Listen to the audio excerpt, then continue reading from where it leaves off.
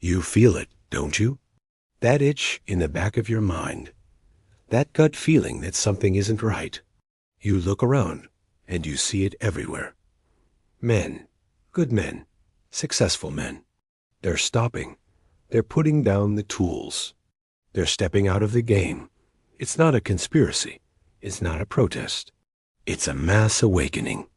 It's happening in New York, in London, in Tokyo. Millions of guys who don't know each other are recognizing the exact same pattern at the exact same time. They aren't angry. Anger is a waste of energy. No, what they have is dangerous. They have clarity. They see the rigged game. They see the trap. And for the first time in history, they are choosing the exit door. Today, we're ripping the Band-Aid off. We're talking about the uncomfortable truth that society is terrified to admit. But before we descend into the rabbit hole, if you value truth over comfort, if you want to understand the reality, most are too scared to speak. Smash that subscribe button. Turn on notifications, because the algorithm hates this conversation. But you need to hear it. Let's go.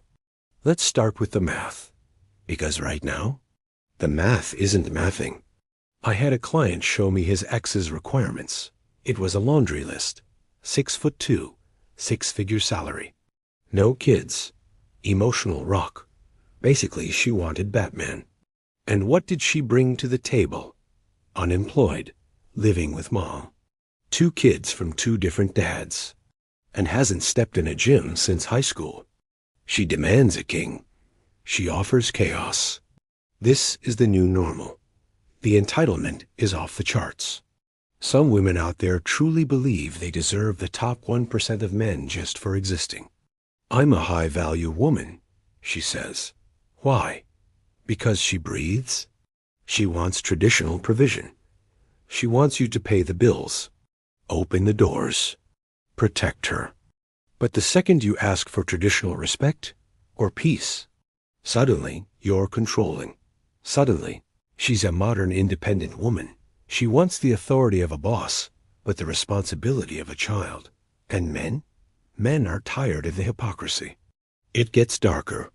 Relationships used to be private, sacred, just 2 people against the world.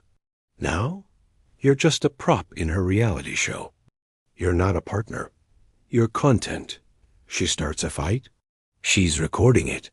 She's crying on TikTok, painting you as the villain, while you're sitting there trying to de-escalate.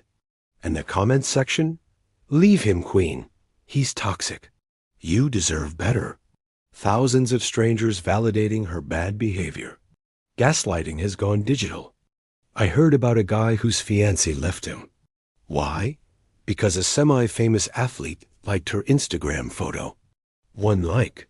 She torched a 5-year relationship because she thought she had a shot at the big leagues. She chased the clout. Spoiler alert, the athlete pumped and dumped her in a week. But the damage was done. Men are realizing that loyalty is dead. It was killed by the dopamine hit of a blue check mark. Here is the pill that's hardest to swallow. The death of accountability. In this modern dynamic, it is never her fault. Ever. She cheats? You were emotionally unavailable. She throws a plate at your head? You made me feel unsafe? She drains the bank account? I have trauma. There is always an excuse. Always a story. And you are always the villain. I saw a case where a man was passing a kidney stone. If you're a guy, you know, that pain is blinding. It's agony. His wife, she rolled her eyes. She called it man flu. She refused to drive him to the A because he was being dramatic. He had to call an Uber while passing out from pain. Later, she posted online about how men are babies. That isn't a partnership. That's a parasite. Men's pain is a punchline. Men's trauma is weakness. But her feelings? Her feelings are facts. You can't win a game where the rules change every time she's losing. So men are realizing the only winning move is not to play. Let's talk about the roster. You think you're dating her? Buddy, you're just in the rotation. There's the guy who pays the rent. the guy who fixes the car, the guy for emotional support when she's sad, and the guy she actually sleeps with. It's exploitation disguised as dating. Know your worth, they say.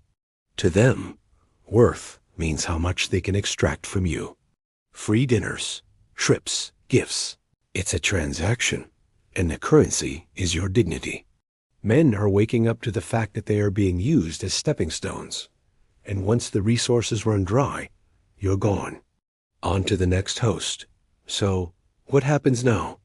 What happens when you realize the juice isn't worth the squeeze? You walk away. This is what the media calls a crisis. They call it the loneliness epidemic. But talk to these men. They aren't lonely. They are peaceful. They look at their friends divorced, broke, separated from their kids, living in a studio apartment while the ex-wife lives in the house they paid for. And they say, no thanks. They are choosing solitude over suffering, silence over screaming, gyms over drama, wealth over waste. They are building lives that they control. They aren't anti-women. They are just pro-self-respect. Here's the bottom line. A relationship should be an asset, not a liability. It should be your sanctuary, not your battlefield. If you're watching this and you're nodding your head, if you're tired of the games, the lies, the double standards, you aren't broken. You're just awake. The world will try to shame you. They'll call you bitter. They'll call you weak. Let them talk. Because while they're chasing chaos, you'll be building an empire of peace. Stay sharp. Stay focused. And never apologize for seeing the truth.